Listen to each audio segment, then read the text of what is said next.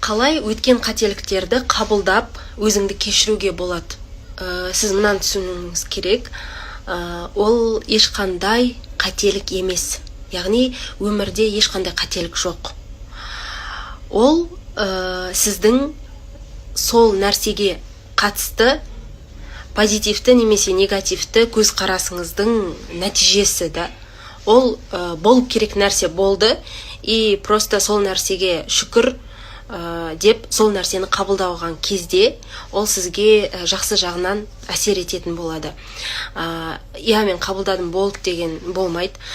Сіз сол нәрсені түсіну керексіз, и түсіну арқылы сізге сол өзіңіздің қазіргі қалпыңызды жақсы көру арқылы сіз өткен істеріңізді қабылдайсыз да, и осы осознание болады.